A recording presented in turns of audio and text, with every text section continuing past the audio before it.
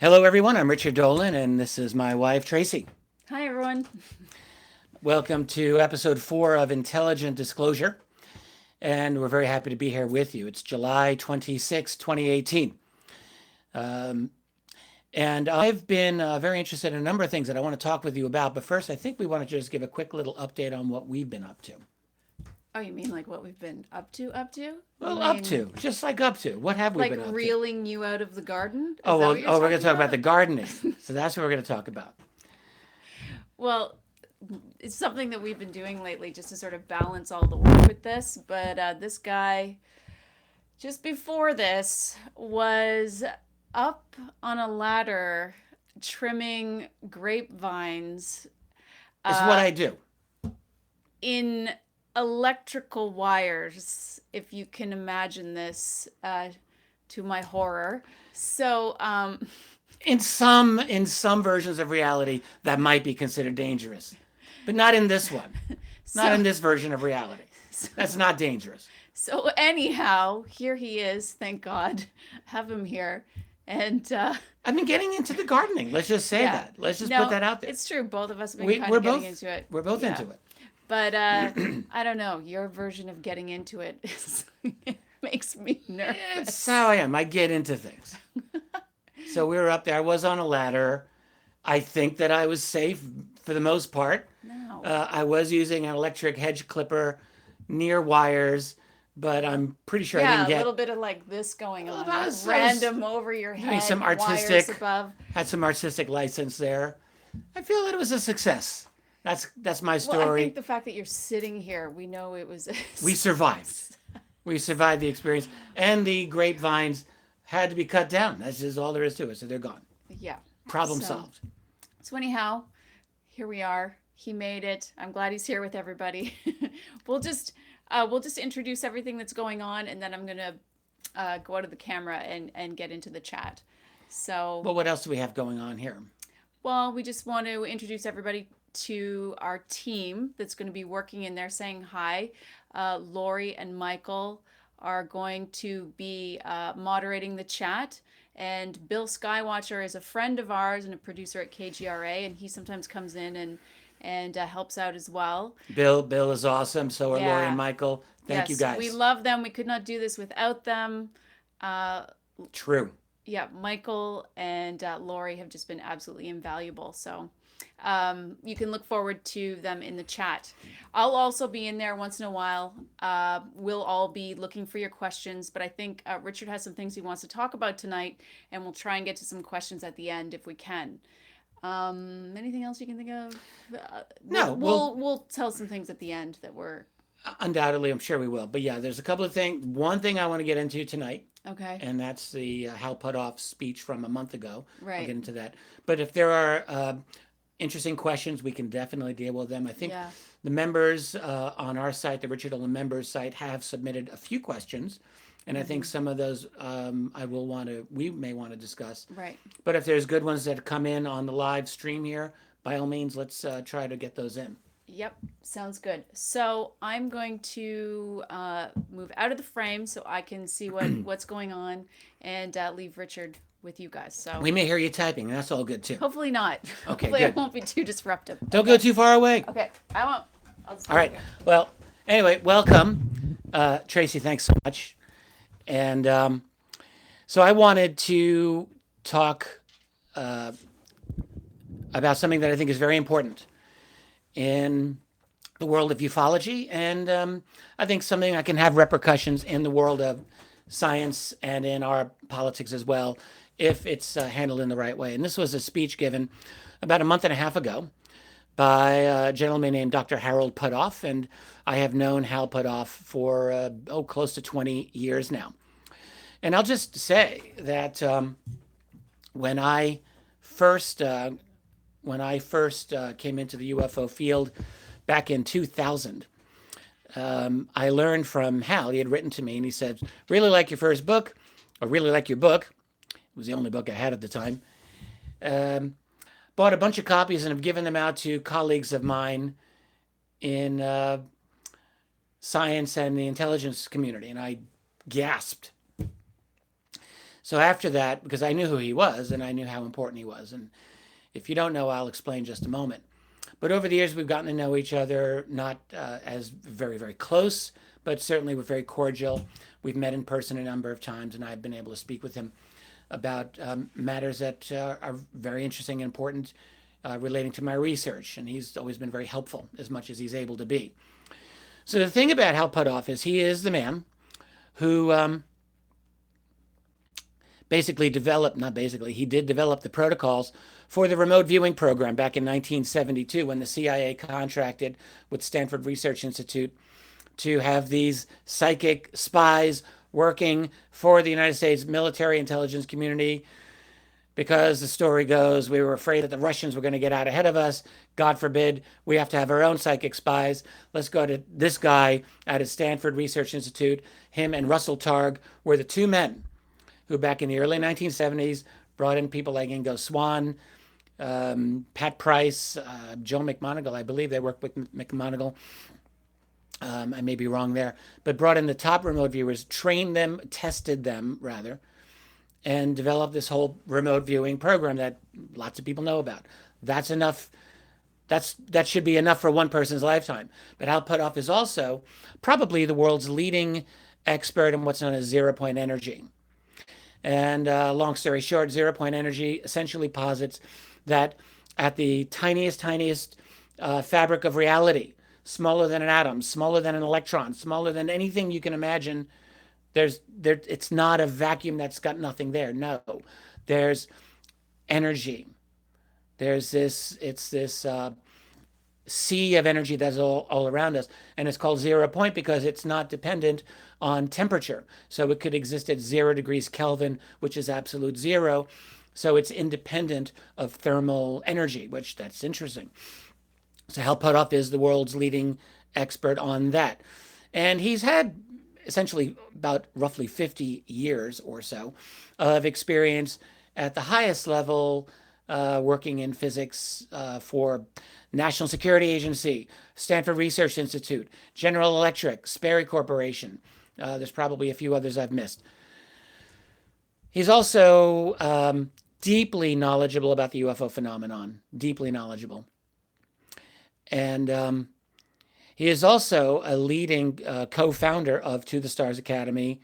Everyone talks about To the Stars in relation with Tom DeLonge of Blink-182. But Tom DeLonge has a scientific team behind him, and in the front row of that scientific team, really leading the way, is Hal Puthoff. And in fact, it's Hal's presence on the To the Stars Academy that is probably the most important reason for me personally to wait and see what TTSA has to offer. So I'm not going to be someone who just says, this is all disinformation, this is all a ruse by the intelligence community. Not me. I'm not going to go there yet, because I know Hal Puthoff, and I know that he's a man of great intellect and integrity as well.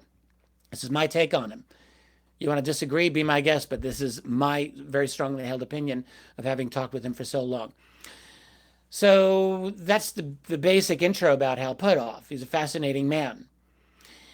He also is someone who does not very frequently give public lectures. But a month and a half ago, he did. For the Society for Scientific Exploration, SSE, on June 8th, Hal Puthoff gave a talk, about 90 minutes.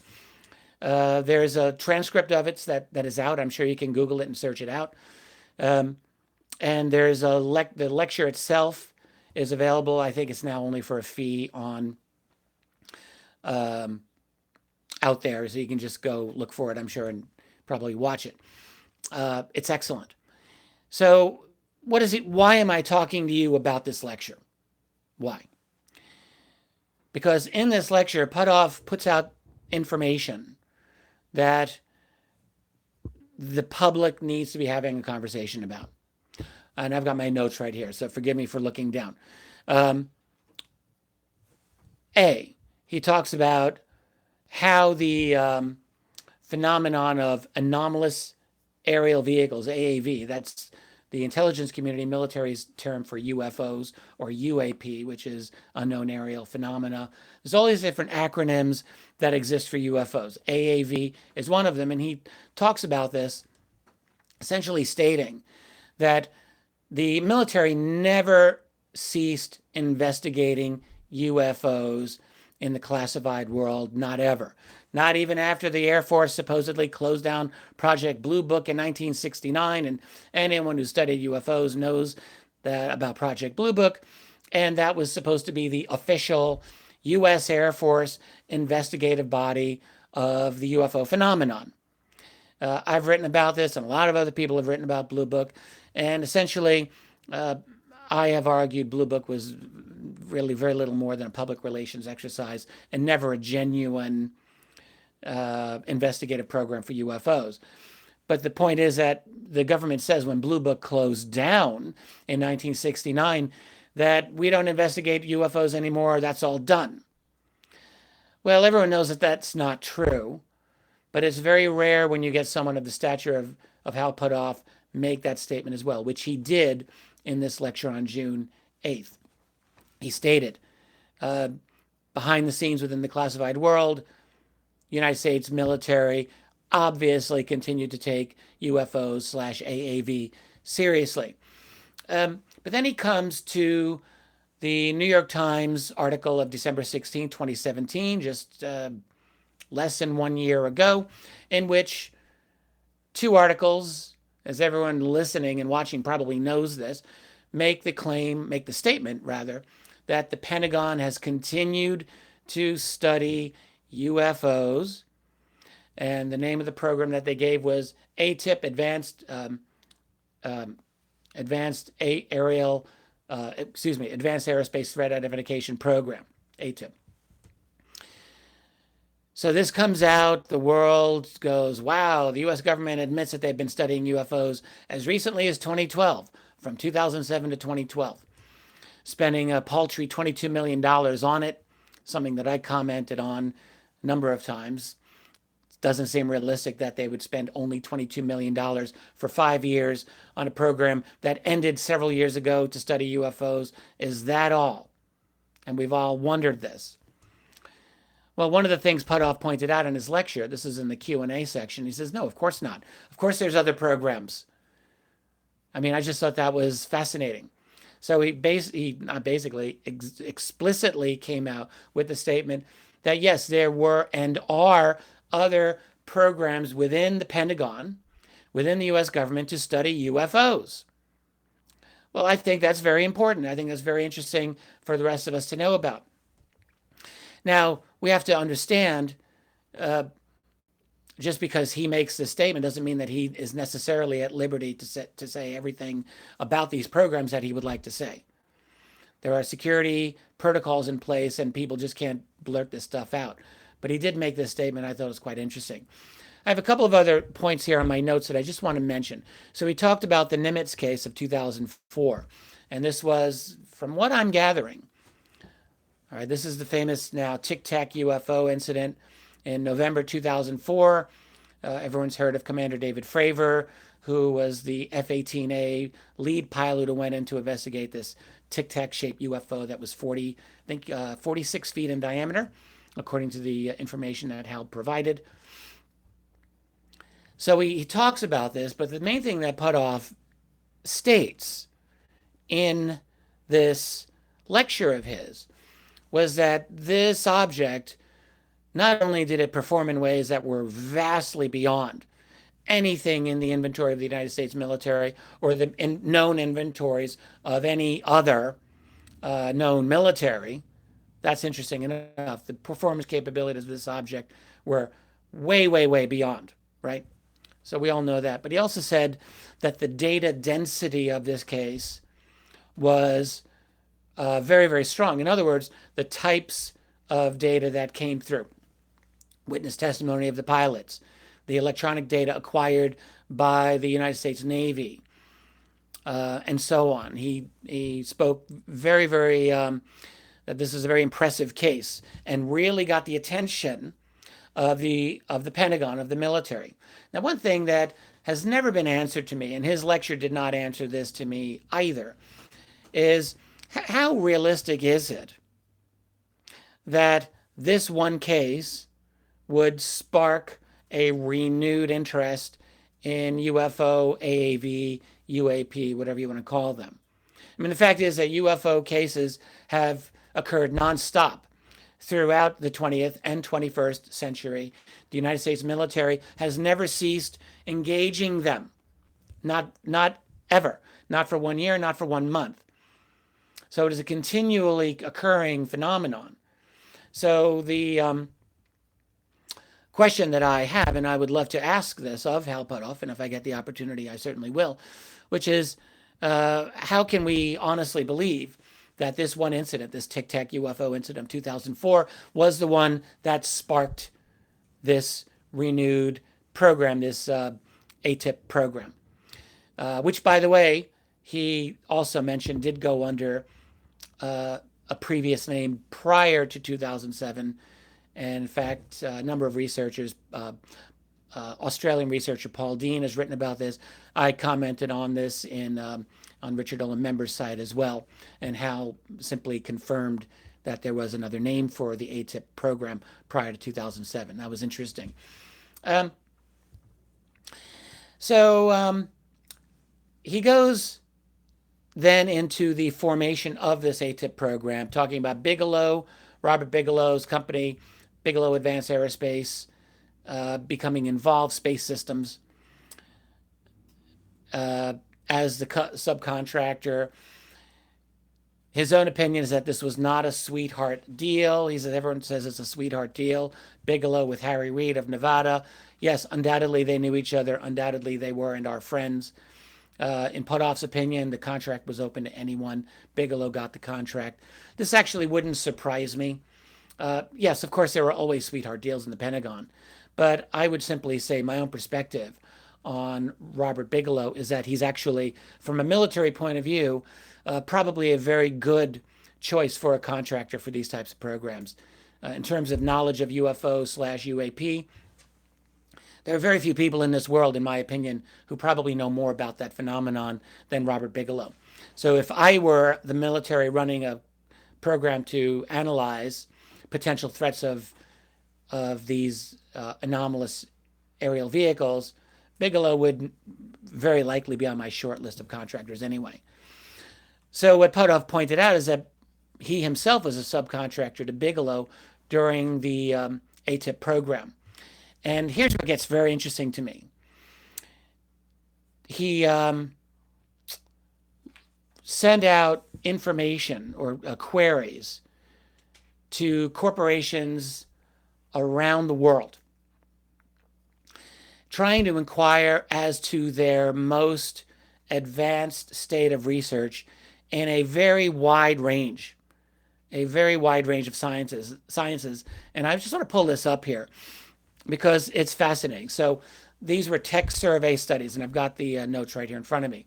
So he wanted to find out what was the leading state of affairs around the world in things like, now just programmable matter, biomaterials, metallic spintronics, advanced aerospace configurations, invisibility cloaking, metamaterials for aerospace use. What are these things? There's more. Statistical Drake equation, field effects on human biological tissues, high energy laser weapons, pulsed high power microwave weapons,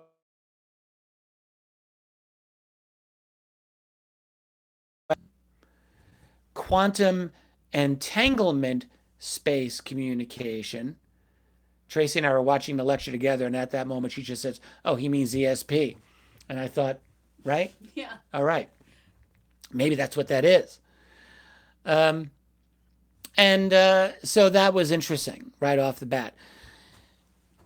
On top of that, there were a few others that he was looking into, and I'm just going to mention a few here. Warp drive, dark energy, data of extra dimensions, advanced nuclear propulsion, brain-machine interface, quantum vacuum energy extraction. So what he was doing then was going around the world and trying to find out what was the leading state of research in all of these things to get a handle on, are there known human origins to some of the phenomena that the military, the U.S. military, was encountering as part of this program. So that was part of what Hal Puthoff was doing. But wait, there's more. It gets even more interesting. And here he talks about a crash retrieval of an alleged crash retrieval of a UFO or a UAP. And he says, look,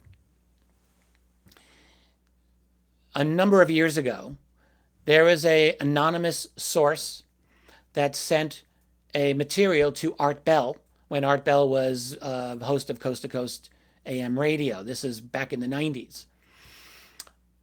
Okay, so he says right off the bat, so there's no provenance, there's no chain of custody of this thing, but the claim is that it came from a crash retrieval of a UFO.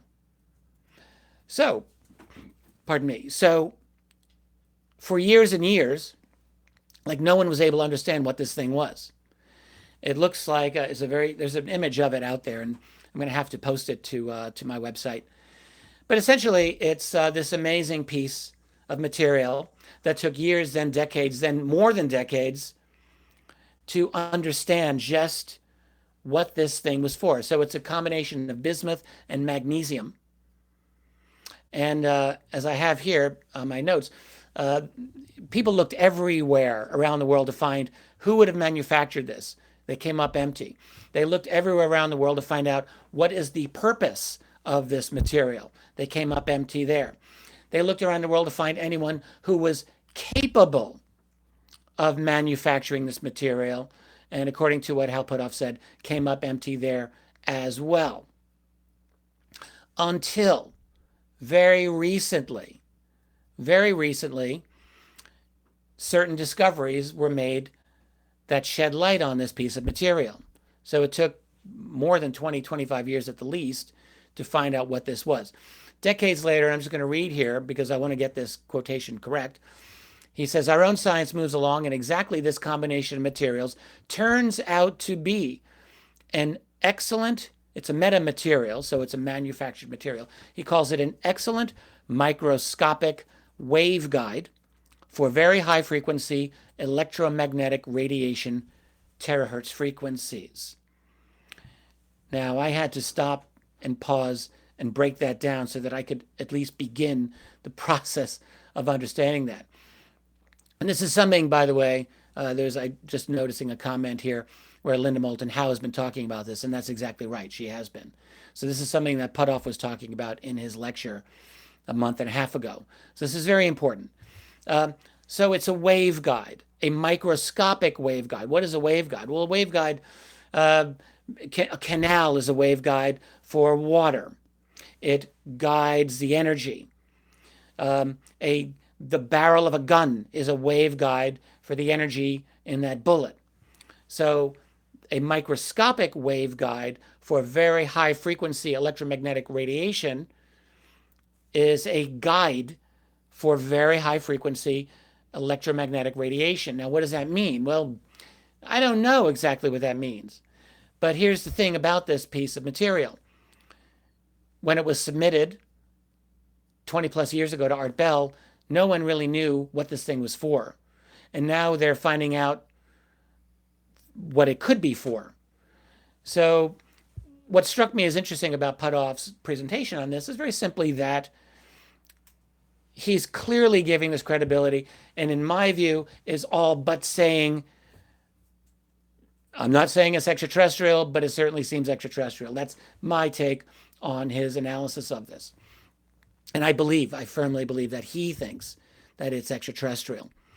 So there are a number of other things that were very interesting in this talk. And the other primary scientific thing that I think is worth relaying to you here is simply his concept of space-time metric engineering.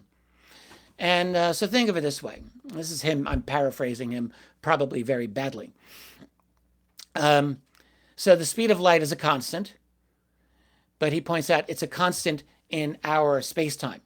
If space-time is engineered differently, the speed of light is also different. So that's a concept that for us non-physicists may take us a little while to wrap our brains around, but this is Hal Puthoff speaking here about this.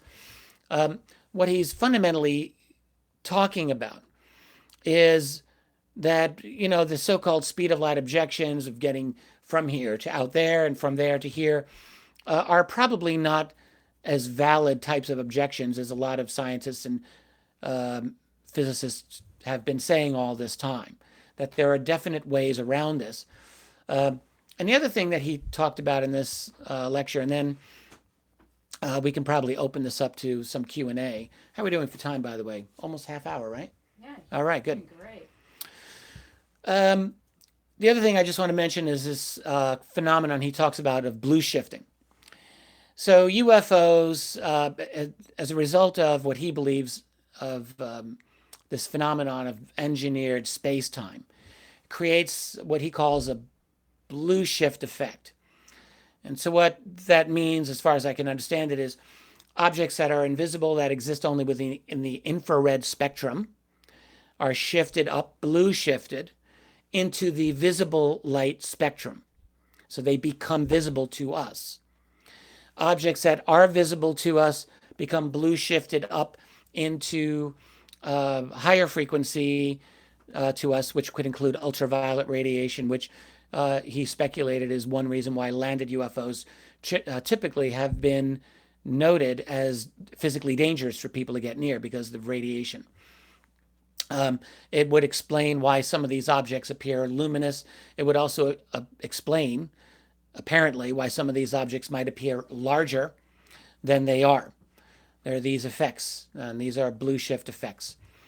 And it made me think, in the history of the UFO phenomenon, there are a number of cases of very enormous craft, like gargantuan-sized craft. There's a case from 1978 in Chile, and I've talked about this a number of times because I'm absolutely fascinated by this case, where two Chilean pilots on a training mission flying F-5 fighter jets encountered an object in Chilean airspace that gave the radar return of 10 aircraft carriers. Can you imagine? In the air, stationary, as large as 10 aircraft carriers. And this object, by the way, was able to accelerate instantly, take off like a bullet out of a gun, and flew out over the Pacific Ocean and was gone.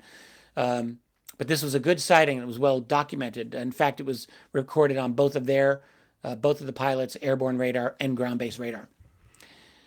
So it makes me wonder if the large radar return of that object was part of the blue shift phenomenon as well. And I don't know the answer to this, but this concept that he was putting out there just got me thinking about it. So this is the fundamentals of the Hal Puthoff lecture. I encourage you to find a text version of it. It does exist. And also, why not go look for the video version? I believe it's for a $6 rental fee somewhere. You can go find it.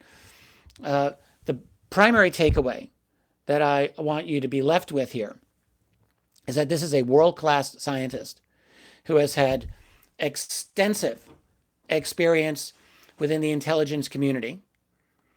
That includes NSA, CIA connections, who knows what else. I don't know the beginning of all of his security clearances, but they are high level. And, the thing is, people will often say, well, he's a spook, or so-and-so's a spook. Why should we believe them? Their job is disinformation. Well, that's sometimes true, and that's sometimes not true. And I think anyone who's looked into the history of the intelligence community understands that their job is not always to lie. Their job is to protect their truth. That's always true.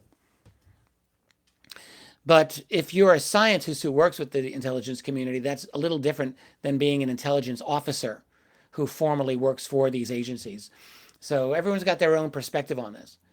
But my point here is that you've got a world-class scientist putting himself in the public domain, making a statement that is very, very powerful on the reality of UFOs, on the continuance of programs to study this phenomenon, on the fact that these materials, there are materials that clearly under scientific analysis seems like one heck of a stretch to say that we are making these things, all right? And by the way, this gives me a good opportunity to just segue into, before we get into the Q&A, there was a story that came out today about To the Stars Academy announcing a subdivision within the company, and this is Hal Puthoff's subdivision, and it's called what's it called, Tracy? The To the Stars. Oh, what was the it? Atom Project. Yeah, the Atom Project. Yeah. So I was just reading about this today. So the Atom Project, essentially. Atom Research Project. Atom Research Project. Thank you. Is a crash retrieval analysis program, and it's run by Hal Puthoff and his company EarthTech, and they are putting themselves out there to state if there are anomalous, exotic materials that need to be studied, bring them to the Stars. EarthTech is subcontracting with To the Stars to study these materials. And it's looking more and more to me. When you look at To the Stars Academy, everyone's been focused on Tom DeLonge. I don't think that's really where we want to be looking. I think you really want to be looking at people like Hal Puthoff, because it seems to me that his science is, again, front row center of what's going on here. And, you know, the final thing that I will just say, I was impressed by his speech, as I think you can tell. But he made a very forthright statement about the purpose of To the Stars. His statement was simply that, unlike information that goes into the Pentagon, which is basically a black hole, if it goes to the Stars as a public company, the information belongs to the public. That's him saying that, not me. So the fact that he's making that statement is something that the public can use to hold that company to account, so that if there is important information going in there, we, the public, can learn about it, that they are not there to squirrel away and conceal data from us. So there you go. Very important statements from June 8th for the SSE conference by Dr. Harold Puthoff. I think it's something that we need to be talking more about. And so with that, I think maybe, Tracy, you want to come on in and I just have a couple questions. a couple of questions? You want to jump in here? A couple things people want to know. First of all, SRI is the Stanford Research Institute. I saw that. And I wasn't sure if you just used the acronym or not. I assumed that's what happened. I might have. I can't remember. And people want to know where they can see this. Well, it's on Vimeo, so you got to go to Vimeo and search it out. It's $5.99 rental. So there you go. You can buy it for a higher amount. Can't remember. But in any case, you can go rent it. Well, worth it. You can see the slides. So that's not available. The slides were interesting. Yeah, that's not available in the written version. So he just kind of went through them really quickly. And as Richard was saying, you know, there's some pretty interesting stuff on those slides. Yeah, and actually, my friend Steve Bassett, who a lot of you listening and watching know, actually did a transcription and put it up on his website as well. So you can go Google the speech, and you'll find it. Okay, so a couple things. I want to thank people for super chats. And thank everybody for all the comments, because there's already so many coming in.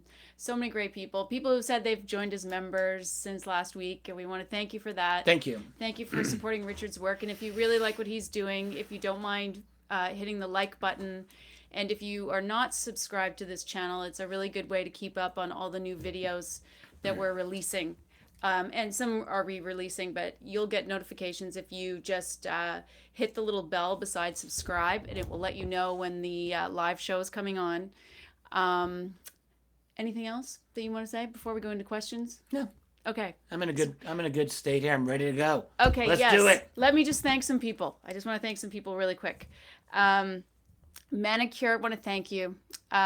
Christine Siebel, you have been such a wonderful fan, and want to thank you as well. Michael from Louisiana and Amphion, and you know, there's probably more that I haven't seen, and I will get back to the computer, but I just want to thank everybody. I want to say one thing. Richard. Well, thank you for bringing that out. I just want to say before you go, I am so grateful and impressed by the quality of the people who A, come to our members site, and B, come to these YouTube chats. Honestly, I've love going through the comments. I have to do it after I'm done, obviously, but I'm really proud of the quality of the comments that I see every time I do this. It makes me feel like I'm on the right track here because I'm not interested in bringing in people who have really don't want to have anything to offer and don't have useful comments. And I'm always impressed by the caliber of people who come to these chats. So thank you. You make it, you motivate me to keep going because it's the people like yourself. When I know that I'm reaching you, I know I'm doing something right. So thank you. Awesome. Okay. Let's see. Do you want to go into UFO cases or consciousness? Oh, well, there was one person who had I'm going to bring you into the camera here. Okay. Want to move this? Let's move it. That's kind of tough to move. You have to slide in. I'm sliding in. Okay. I'm in.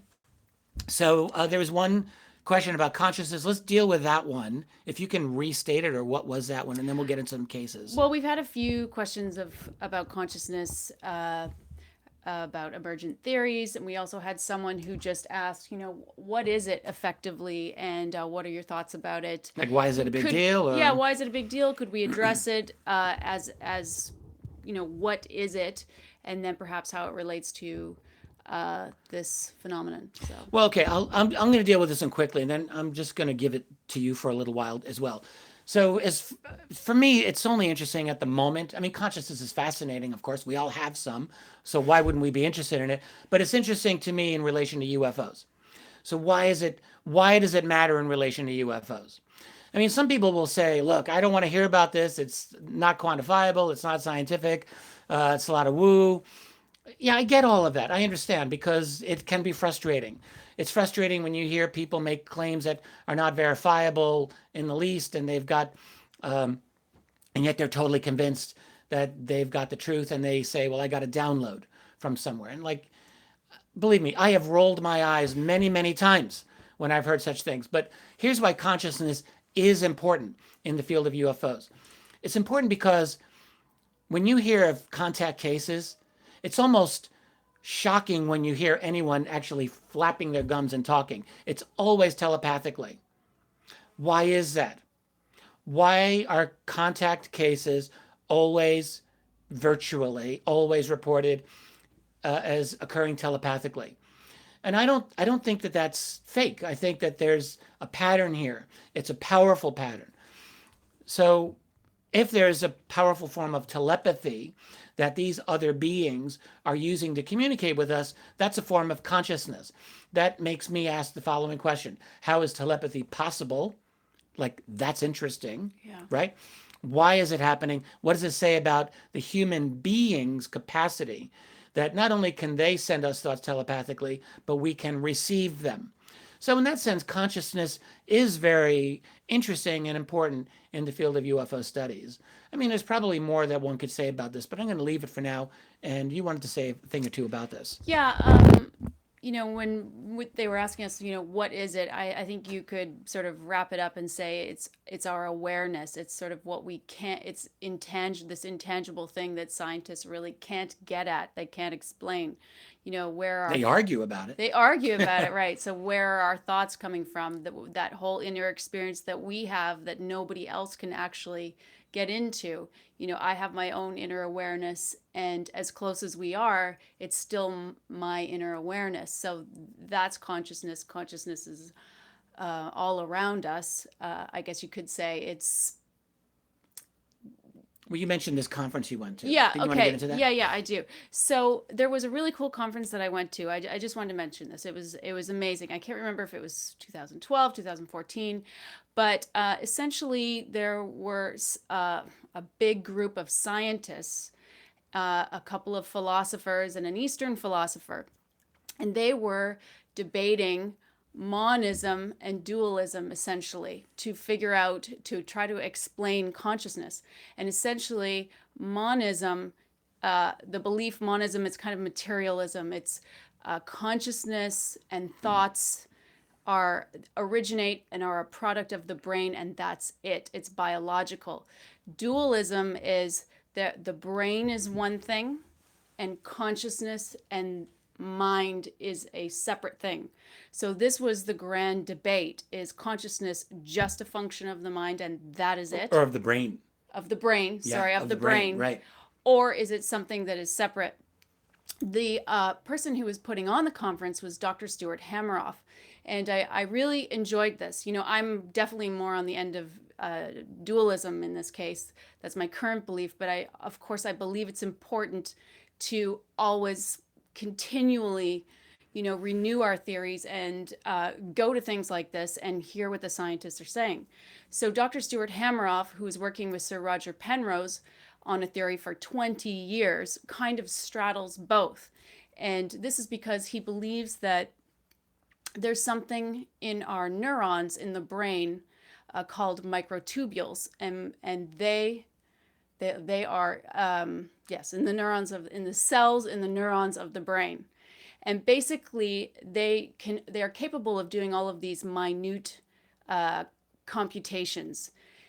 He believes that when they do this, they act like a quantum computer, and they make a local copy and then they make a non-local copy.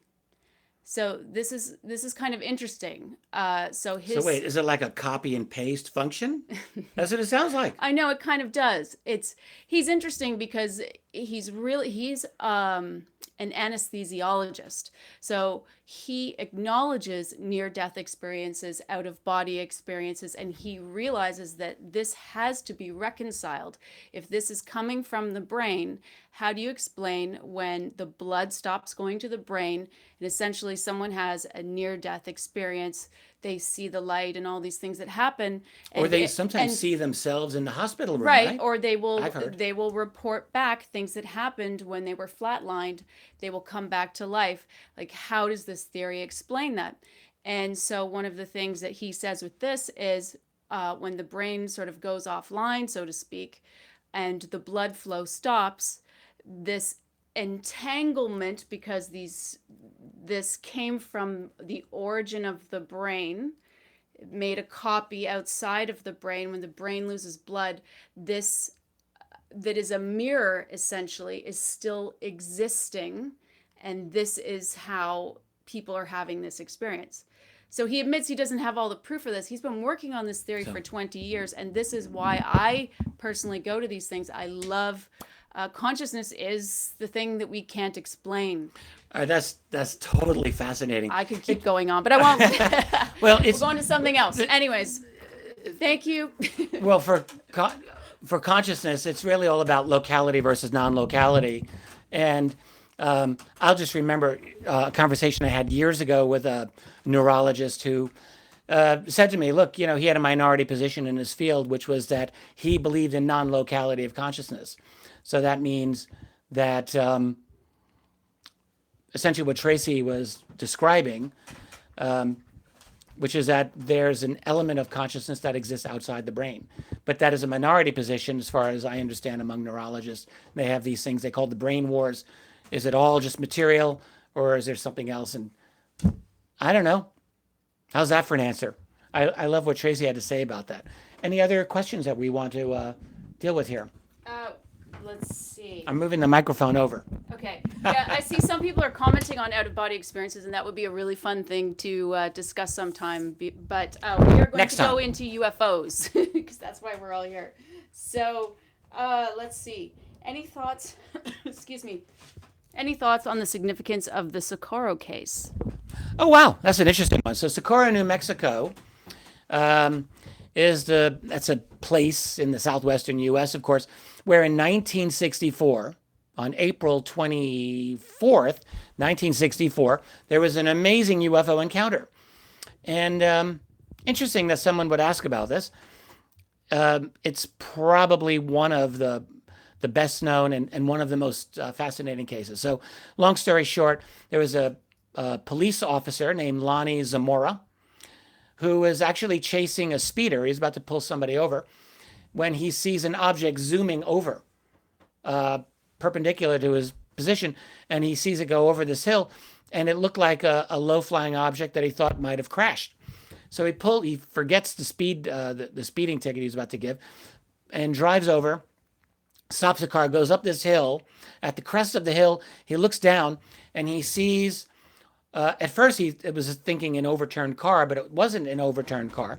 And then he's thinking he sees little children outside this thing, whatever it was, and he realizes as he starts walking toward them that those were not children.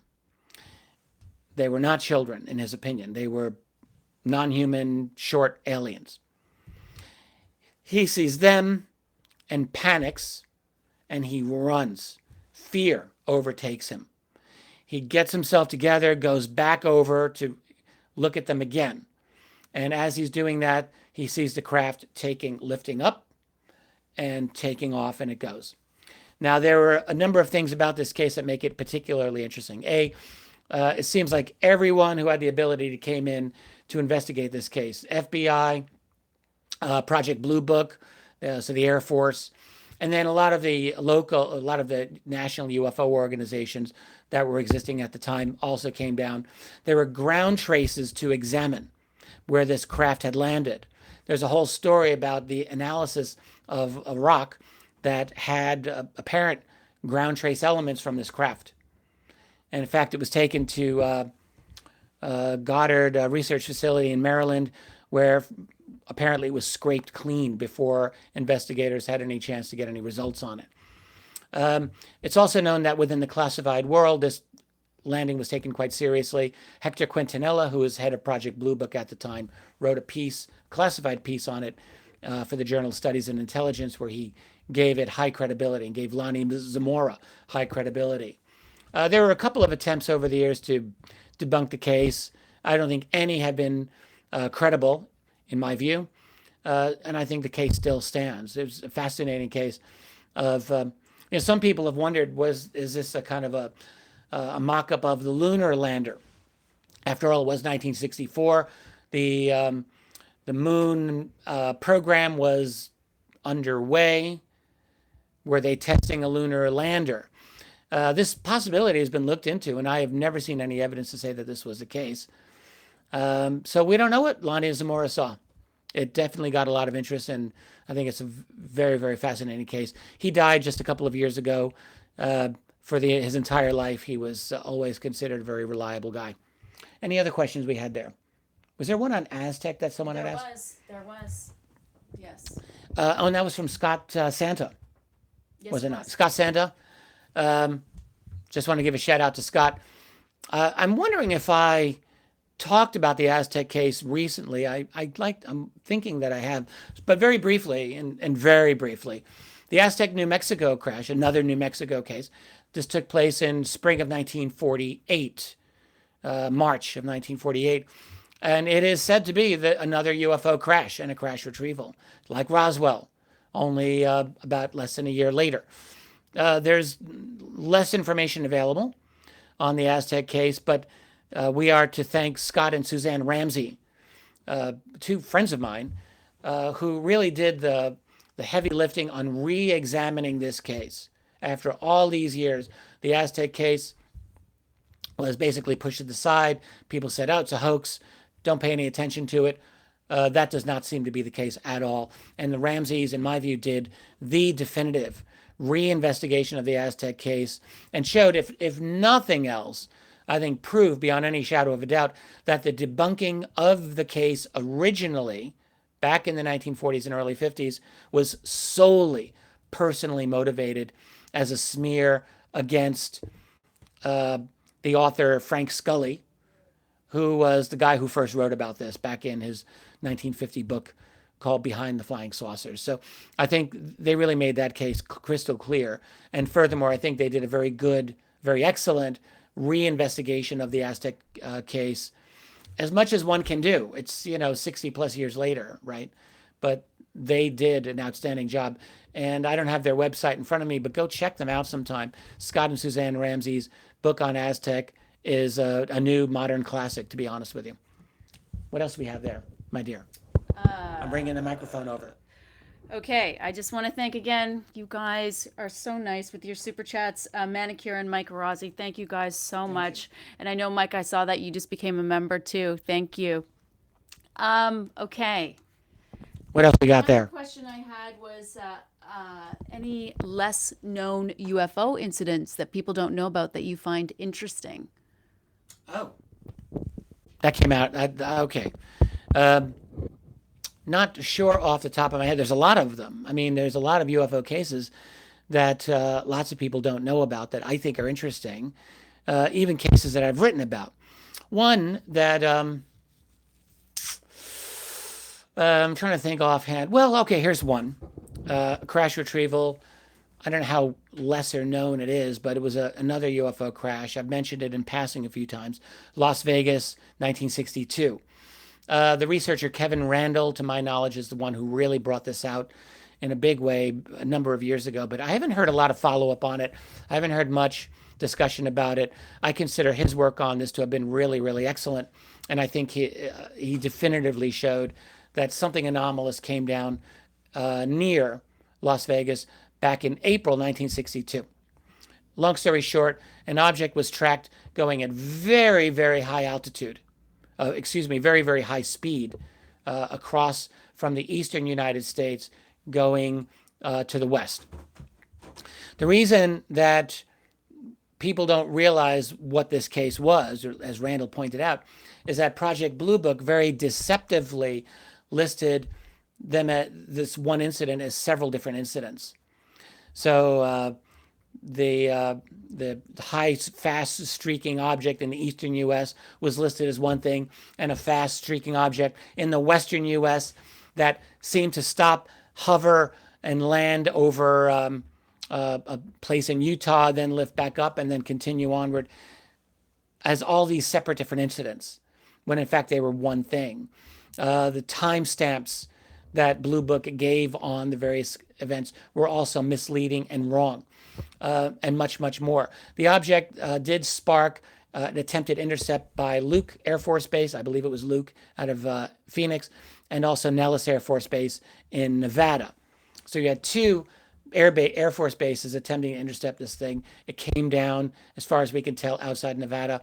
Randall talked about speaking to one witness who told him about having gone in a blacked out bus to the crash retrieval location and dealing with a crash retrieval of a UFO at that time.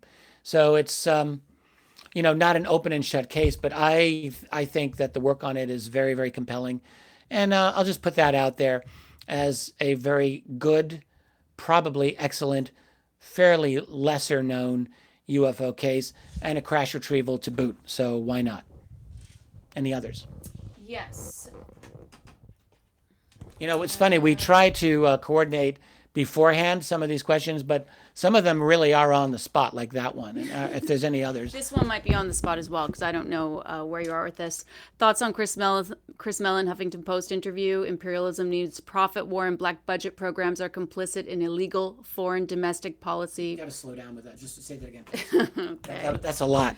It is a lot. That's a lot. That was kind of so. Thoughts on Chris Mellon, Huffington Post interview? I haven't read it. I have to read that, so I'm going to pass. Imperialism needs profit, war, and black budget programs are complicit in illegal foreign domestic policy that Mellon oversaw. Might ETs be the next enemy? Okay, fair question. Maybe yes. So anything that the CIA is overseeing, look, I have been a very fierce critic of the CIA for a long time. The CIA, more than any organization that I can think of, has been responsible for a tremendous amount of suffering and overturning of entire societies over the last 50 plus years. All right. So I wouldn't put them on a par quite yet with Stalin's people or the Nazis. But what the CIA has done, they have absolutely been involved in the destruction of many societies over the past many decades. And yes, anyone, who's been involved in overseeing that is someone that we really need to look very, very carefully at and very critically at. But I'm not yet going to comment on Christopher Mellon's service with the CIA.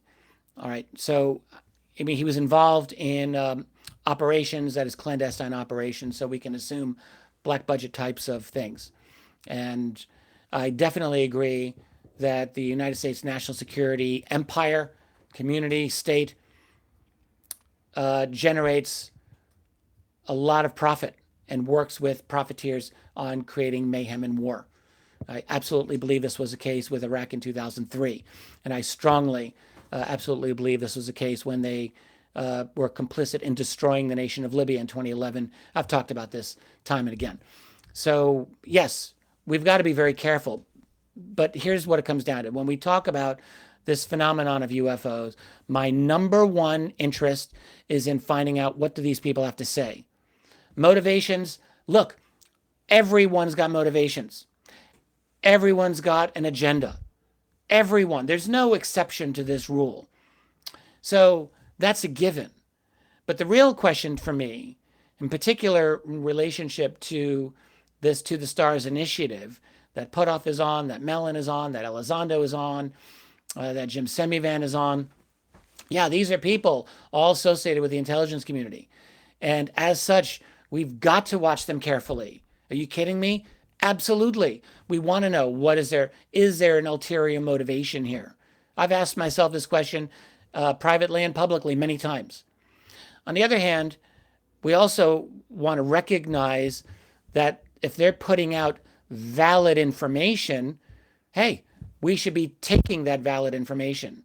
So when Puthoff talks about these UAP and AAV and so forth, and he's giving us data that we can study, we need to be looking at that data. It's as simple as that. We want to know what they know to the best of our ability. So yeah, there's absolutely a time and place to judge what the CIA does around the world. And there's also a time and place to examine the information that we are getting from them and to judge it for its truth value. You know, it's never my job to just say, oh yes, anything you say is going to be true, to whether it's Hal Puthoff or anyone else. You know, my job and our job is to look critically at the data. So that's the game we're in. And the other thing we have to keep in mind, when we talk about this thing we call disclosure, we have to know and recognize, and I've been saying this for years, that disclosure is never going to be a straightforward, honest process. Don't expect it to be. All right? Expect spin. Expect the CYA rule to be in effect constantly. These guys in the military and the intelligence community are constantly worried about protecting themselves and shielding themselves from prosecution in the event that this information comes out. Like, absolutely. All right? I'll never forget an email I received years ago from a man who I am convinced was in that world and said to me, look, your thoughts on disclosure are okay as far as they go, but you're missing something important. You are not appreciating how terrified we are of criminal prosecution in the event that this information comes out. And I thought his point was very well taken. It was an email. So everyone's got their agenda. Everyone. And that includes the CIA. Like, we can never expect the CIA to just put its cards on the table and say, here's all the truth about UFOs, and they walk away and say, here's everything. Not going to happen. So we have to expect everyone's got an agenda. But again, having said that, it is our obligation, I feel, to look at the data that they are providing. And by the way, this is not strictly speaking a CIA initiative. I mean, yeah, these people, many of them are with CIA. But the point is, our job is to look at their data, to look at their information, and to see what we can get out of it. So I'll leave it at that. How are we doing? Okay, well, it is 7:59. You're kidding me. So I know, right? So why don't you come on in front of the camera? All right. I think we need you out here. Okay. Hi again. So thanks again to everybody.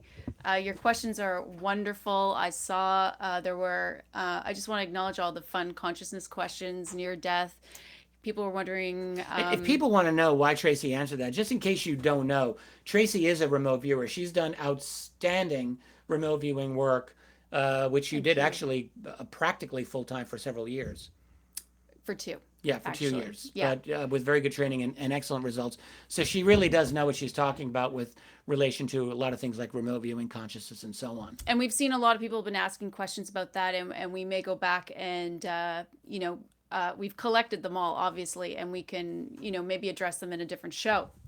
But I just want to say, we saw there were comments about out of body and some of these other things we were talking about. I saw, have we ever used CE5? No, we have not. We have not. That's Who has used CE5? Asking if you have we? No. Greer's, yeah. And I've gone to a couple of CE5 events. Well, we just happened to be in our cabin was in the middle of it, right? Okay, where At Contact? A Contact in the desert? Pretty much. We're in the middle of it. So we had our chairs outside and we're just listening. Oh yeah, and last watching. year. That's right. That's right. We just last happened year, to be there. we didn't pay for one of Stephen Greer's sessions, but we were able to hear it because we were there. And we asked around the next day, and I don't believe that anyone there actually truly saw anything anomalous. There were people who the claim was that there was, but people said to me that was just a satellite. I don't know what he was talking about. And before I knew you, I attended here in Rochester. We have a UFO meetup group, which I've been part of for 10 years, and there are people there who wanted to try CE5s. And at least on one occasion, I went out with the gang and stayed up really, really late and did the protocols that everyone said this is what we do. And I wasn't leading it, but I was participating. I was there, and nothing happened. So I don't know if I'm like this black cloak that none of them come near me. But I don't really seem to be much of a magnet for the activity. We did do night vision goggles. I think it was that same weekend. And if you recall, we saw some really interesting things that we couldn't explain. Oh, yes. And that could have been, but we weren't sure because we couldn't really rule out some of the things we didn't understand and didn't know about. But there were some unusual things going on for certain. Oh my God. We have got to buy. I'm going to start begging for money from people so that we can get our night vision. That's really not, it's probably not professional. So no. I'm only kidding. We're not asking for that. But I do want to pony up I want to get a night vision. Yeah. I want to get out there and looking, because I'll just say this.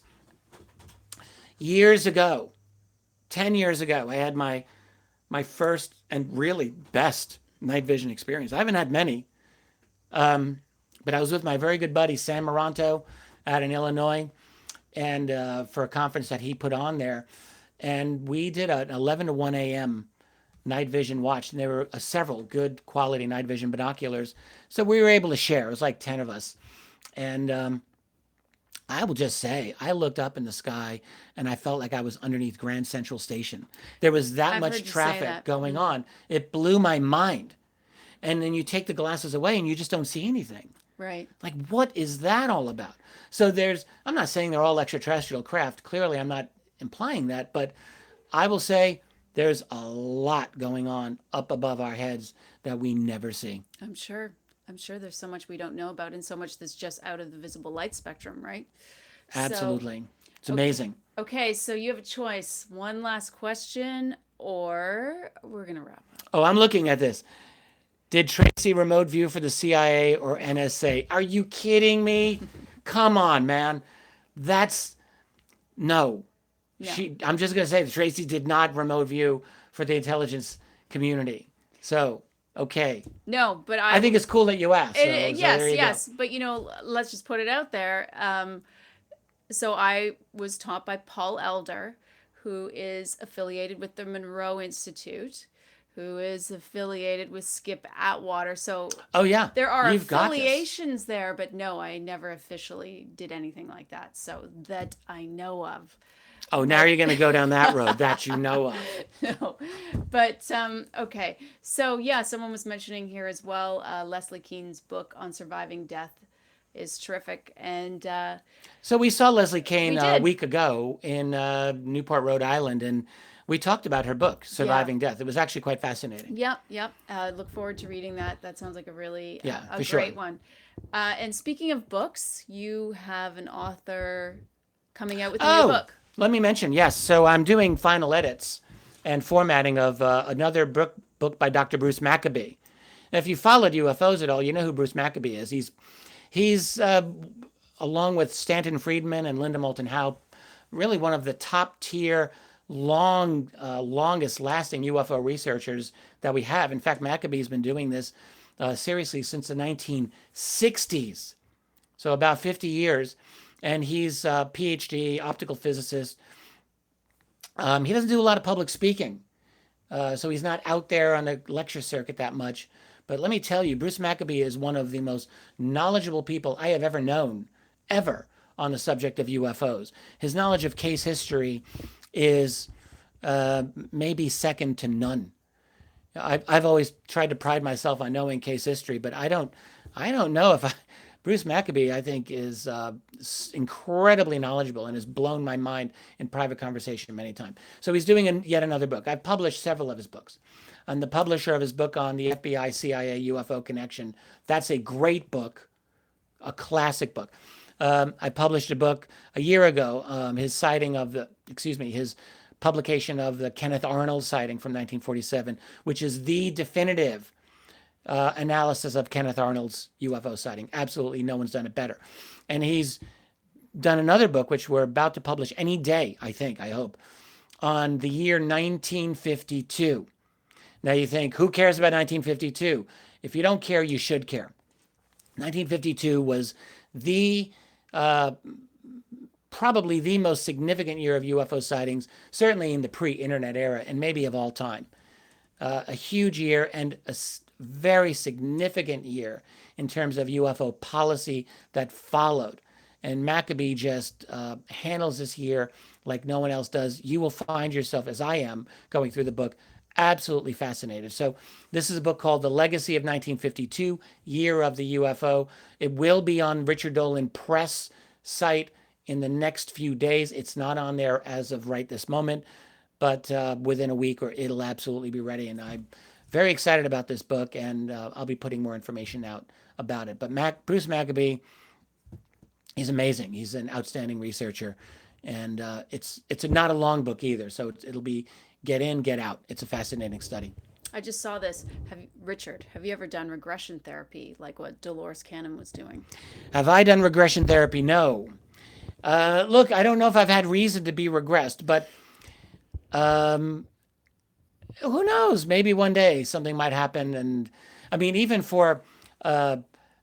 it's not for an abduction, which I don't have any clear abduction memories that would make it worthwhile, I don't think, for me to do it. But look, I'm fascinated by the process. And I think it would be good for me just to get a handle on what it's like, to be regressed. Mm-hmm. And it might make it interesting for me to talk about as a, just from like, what is it like for someone to be regressed and what's the likelihood of confabulating memories? And I think it would be easy for me to talk about it if I've gone through the process myself.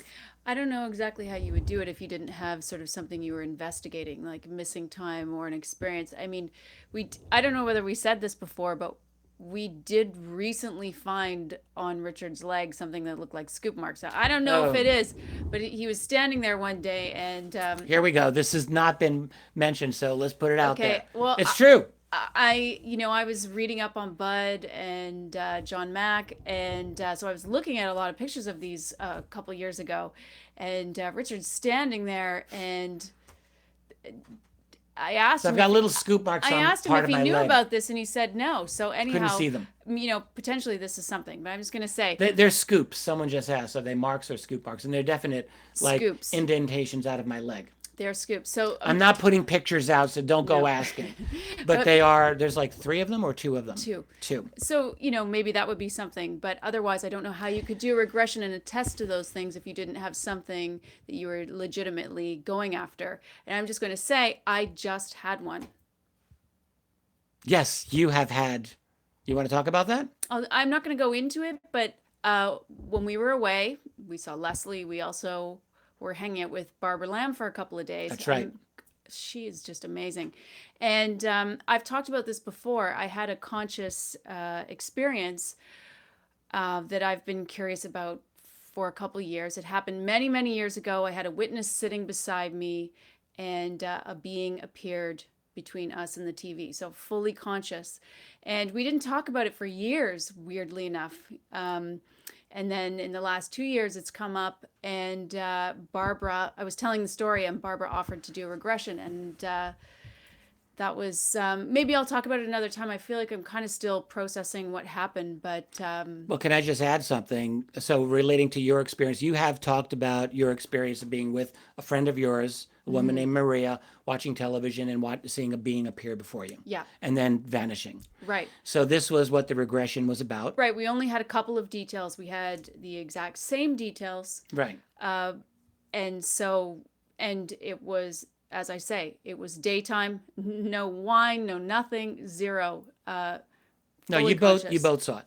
Yeah. And your regression did turn up some information. You can talk about them when you want to. Yeah, I might go into that some other time. And I'm just going to say regarding myself, I don't believe I was abducted. Okay, so just want to put that out there, make that clear. That is not my opinion. I have no memory of such a thing. But yes, it is also true. I was standing in part of our house. Tracy saw part of my leg, and she said, "What's that?" And it is odd looking. I'll just say that. But that's as far as we go. And I'm not going down this road because I don't really think that there's any road there for me to go down. End of story. And no, I did not meet Ingo Swan. He did. Oh yes, I met Ingo. I spent an evening in his home, and I will just say What that. did you think of him as? I could talk about that for a long time, and I know I don't have enough time, but I adored Ingo Swan. He and I really connected, in my opinion. I will say this is funny, and he's no longer alive, and I can mention this story, and I don't think it says anything bad about him. But Ingo got angry with me. He got mad at me long after that time. So I spent an evening in his home back in I think it was 03 or so. I've got my photograph of us is dated, so I could give it to you, but I think it's 2003. Early, I had nice dark hair, big round glasses. I looked like a different guy. Go back and review the pictures. No beard. So Ingo and I got along really, really well, and got really annoyed with me about a year or so later when I wrote a research paper on remote viewing because I was really fascinated by it. And by the way, that paper is not out on the web, but I think that I will put it on the member site in the near future. Because I think it's still a good paper, actually. I wanted to know, how is remote viewing even possible? So that got me started down that road all those years ago. Anyway, I sent a draft for Ingo to review. And at that point in the draft, I hadn't really mentioned him very much. I talked a lot more about Joe McMoneagle, who, what I learned is that I don't know how much these guys have rivalries with each other, but at least in the case of Ingo Swan, he was the number one and everyone else was below, including McMoneagle. So my perspective was amazing. Jim McMoneagle's unbelievable. He's an incredible remote viewer with at least an equally great track record as Ingo Swan. Sorry, Ingo, but that's the truth. But I don't think of one as better than the other. Anyway, the paper, as I wrote it at that time, had much more space on McMoneagle. And it came back to me through a mutual friend, Robert Durant, who's also no longer alive, unfortunately. I really like Bob Durant. But Bob said, Richard, Ingo's a little upset with you. He said, did you see this piece of shit Dolan wrote? That was exact words coming from Durant.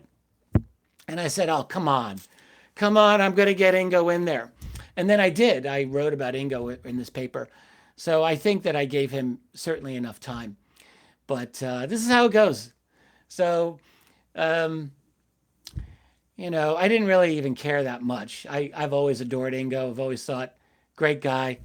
But yeah, he was really ticked that I didn't give him enough space, at least in the draft that he saw on the remote viewing study that I did. So, Ingo, if you're listening up there, I think you're amazing.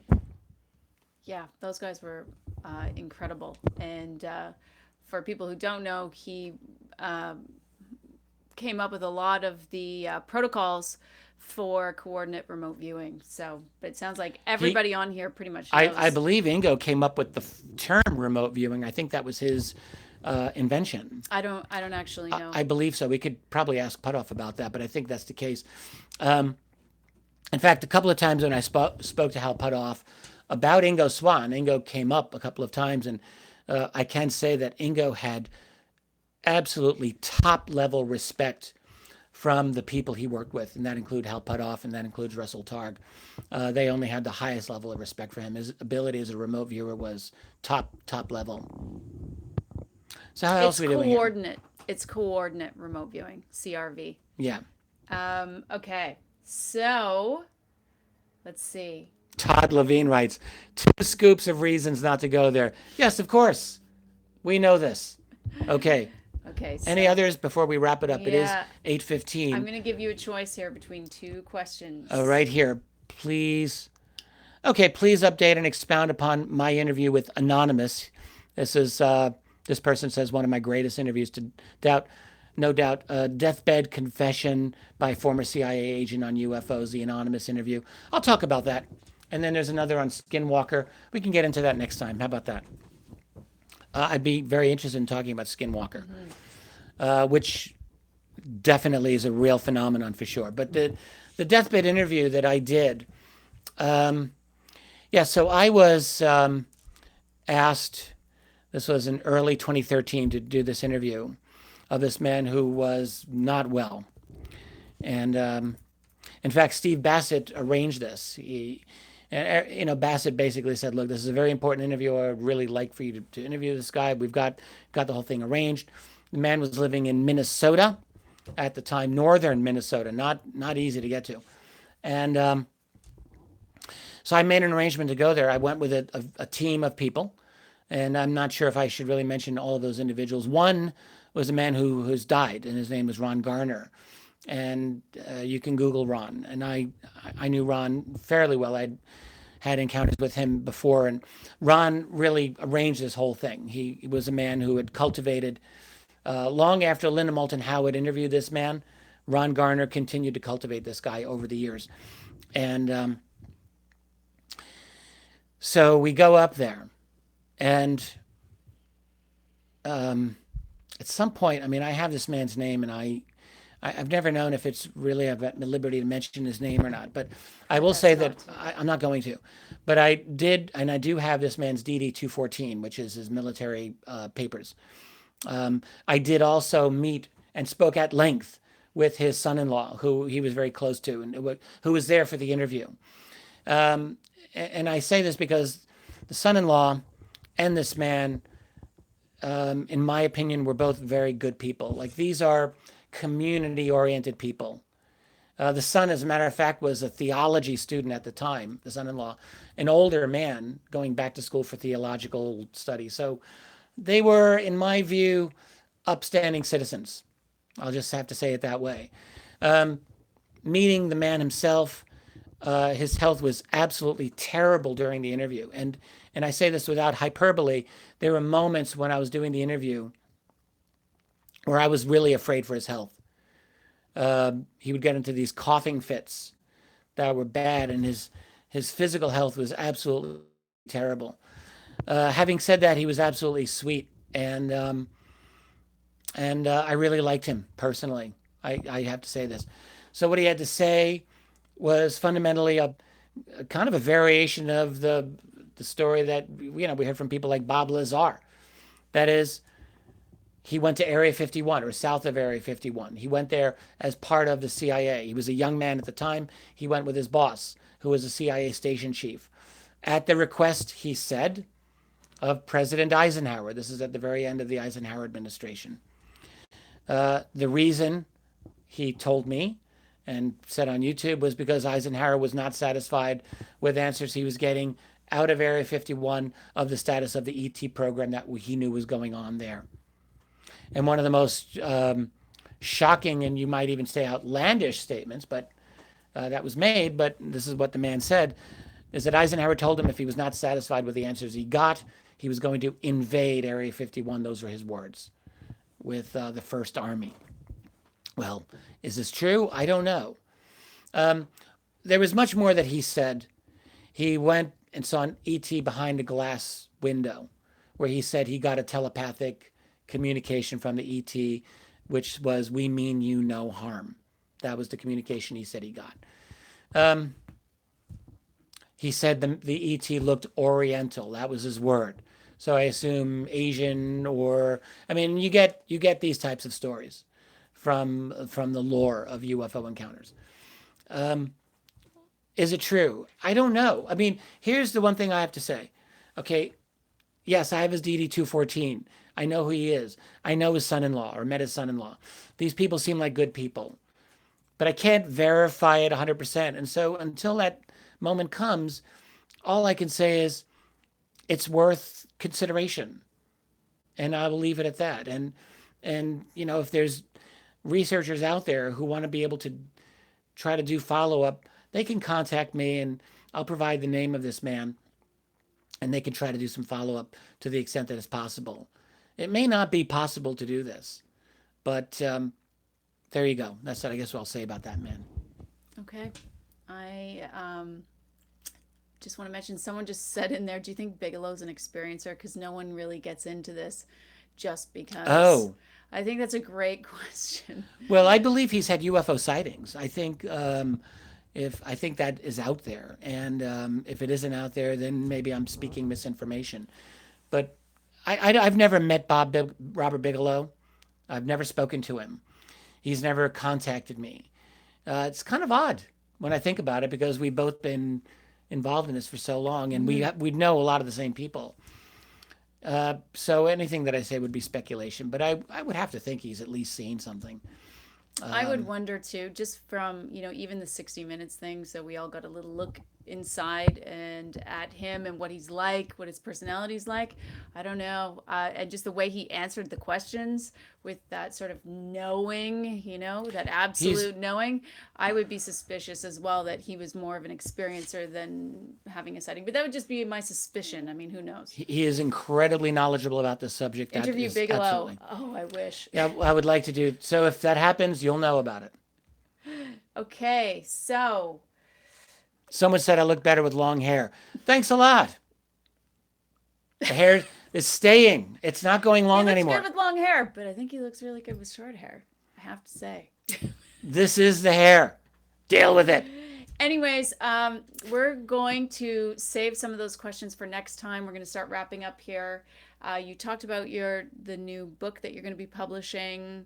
And if you enjoyed Richard's show and you enjoyed what he was doing, please subscribe to get notifications when his videos are coming out. That's one way you can support him. Another way you can support him is by hitting the like button. And you want to tell them about your two websites? Oh, yeah, please. So if you really want to follow what I'm up to, I've got two major websites. So one is Richard Dolan Press. I've had it for years. And this is where I publish my books and the books by many fascinating authors. I just mentioned the forthcoming new book by Bruce Maccabee. That will be listed on Richard Dolan Press. Go check it out sometime. And then the other site, the one where Tracy and I have been doing a tremendous amount of work, putting up new content every week, multiple times, is Richard Dolan Members.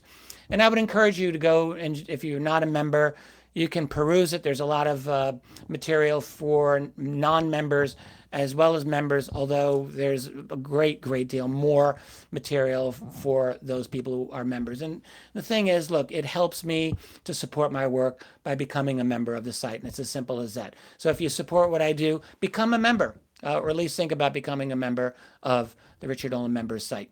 But even just showing up here and asking your questions and subscribing to the YouTube channel is another way that you can support Richard's research and Absolutely. work.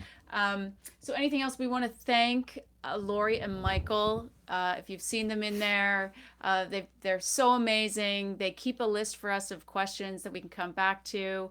We dabble in and see what you guys are writing when we can. And I love all the discussion going on.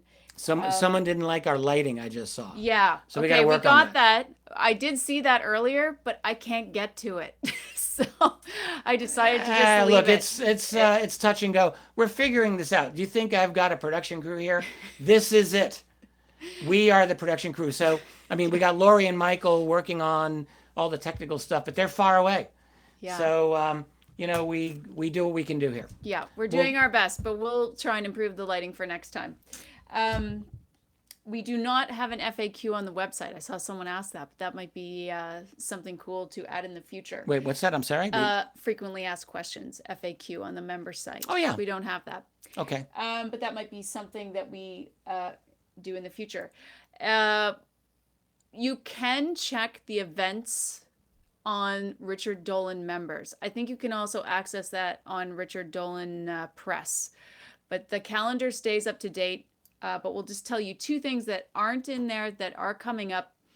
Well, we have the Transhumanism Conference in September, middle of September. That's in Missouri. That is in Missouri. It's the 14th through the 16th. That is in the calendar. So if you go to that date, you can get all the links for that. And they are streaming that conference. So that would be pretty interesting. Okay. March, there's a MUFON conference that Richard is going to be doing. That's March. And we are probably, it's looking like, going to be coming to Manchester at the end of June. In the UK. In the UK. So this that'll is be new news. June of 2019. We'll nail that down. If when it happens, it looks like it will. We'll put that down on the calendar and we'll let you know about it. Yeah, so it's not official yet, but it's looking like something that is up and coming, because I know a lot of people are from the UK that are on here. I've seen quite a few people. And by the way, there are people from everywhere. I believe I saw South Korea, Switzerland. There were people from everywhere. I saw Rhode Island. I'm not sure. Oh yeah, QAnon. Someone keeps asking about QAnon, but didn't I do that for this live one, or did I do that for the members only? You did, I think, QAnon last time a little bit, and we did something for the member site. So maybe next time. Oh, okay. We'll do an update on QAnon. I did a fairly extensive take on QAnon because we do a live feed for the members as well, of Richard Dolan members, and I think that I did a breakdown of QAnon for that. Very briefly, I think QAnon's absolutely worth reading. Don't know if it's all true. There's been definitely wrong predictions, but there's a tremendous amount that's worth diving into, and I think it would be very rash to dismiss what QAnon has to say, but we can come back to that again. Okay, I'm just going to say I've got Denver, Colorado, West Palm Beach, Scotland, Glasgow, Australia, you guys, Atlanta, UK, all over the place. So wow. London. Where are you seeing all that? Vancouver. I saw Toronto earlier. Hello to my fellow Canadians. And yeah, we've got people from everywhere. Most polite people in the world. Melbourne, another Aussie. Aussies aren't always polite, but Aussies are friendly. So that's the thing about Aussies. But Canadians are just polite. Seattle, Ireland. And if you don't believe me, watch Canadian Bacon. BC, that proves it. Texas, Brazil, Laguna Beach, Shanghai, Fort Worth, Texas. Wow, you guys, this is amazing. Portugal, good grief. New York, Italy. All right, that's just too many places. Brazil. Wow. Okay. So I keep going. Thank you so much, everyone, for showing up. And thank you. This will be available after, so on YouTube. Thank you to everyone who ends up watching it after. That was a great show. I enjoyed it. It was a lot of fun. And I just saw someone who had a dissenting opinion on QAnon, saying it was BS by 4chan. I don't know. I mean, if it is, it's very interesting nonetheless. It's not just coming up out of thin air. So I'm not done with QAnon, and I'm not an expert on it. So I'm not going to pretend, but I've looked at it, and there's a lot there. But yes, this was a fun show to do. It was really fun. So I want to thank everyone for coming out, and we'll do this again next week. We do this every week, and I couldn't have a better co-host to do this with. You're the best. The show's about you. I'll just pop in every once in a while. I don't think so. I think people like to have some Tracy time up here. I certainly enjoy it, and I think viewers and listeners like it as well. Well, thank you. So he's biased. I am. That is true, but I think there's a reason for that. Well, thank you, love. Okay. Anyways, I hope you all have a wonderful night. Have a great night, everyone, and find us again next week. Yeah, we'll see you next week. See ya. Good night. I'm going to reach up and turn this off now. Watch.